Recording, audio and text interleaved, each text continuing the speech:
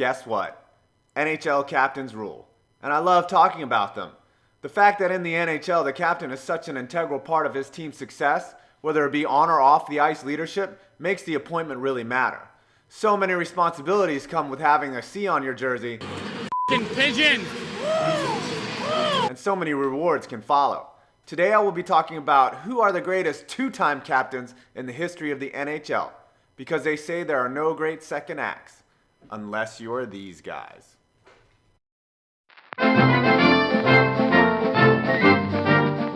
Number 5, Chris Pronger.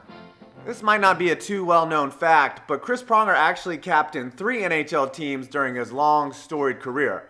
First with the St. Louis Blues, whom he captained when Wayne Gretzky was there, briefly with the Anaheim Ducks while Scott Niedermayer was injured, and then finally with the Philadelphia Flyers in 2011 during the sundown of his career. The one thing that followed Pronger everywhere he went was success.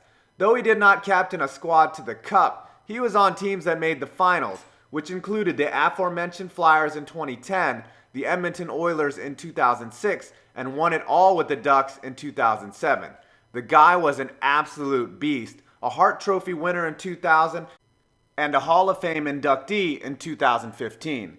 He would probably be higher on the list had he captained a team to a cup, but hey, he was a hell of a player, though Ryan Kesler probably doesn't think so.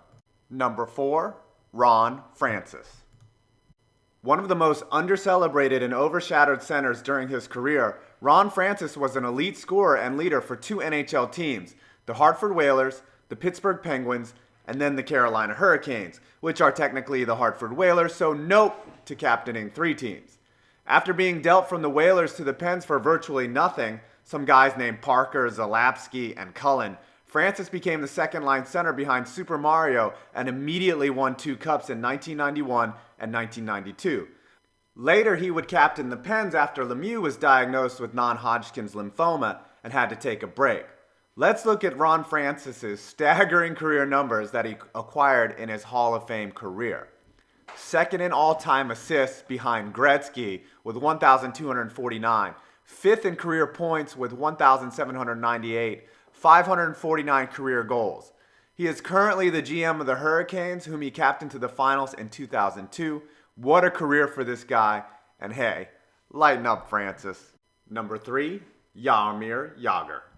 I had a tough time putting Jagr ahead of Francis and Pronger, but remember, this is Jaromir Jagr we are talking about here. The dude is still active. He played alongside Francis and won cups in 91 and 92, and has played for, count 'em, 7 NHL teams, and played in the KHL where he captained Avangard Omsk. He captained the Penguins and the Rangers. Obviously, many associate him with playing Lemieux.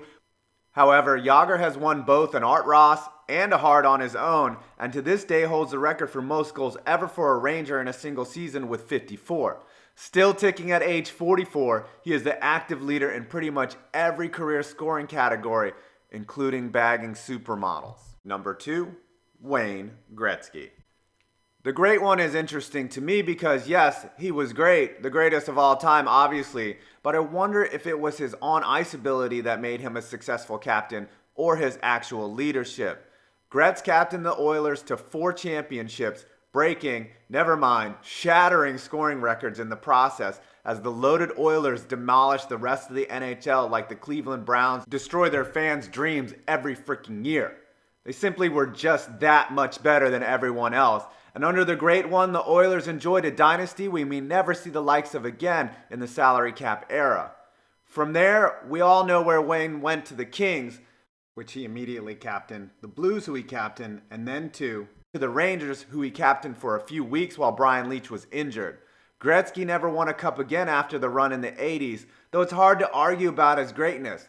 Plus, he married Janet Jones, and if you don't know about Janet Jones back in the day, well, then we just have Paulina for you young bucks. Number 1, Mark Messier. You knew this was coming, didn't you?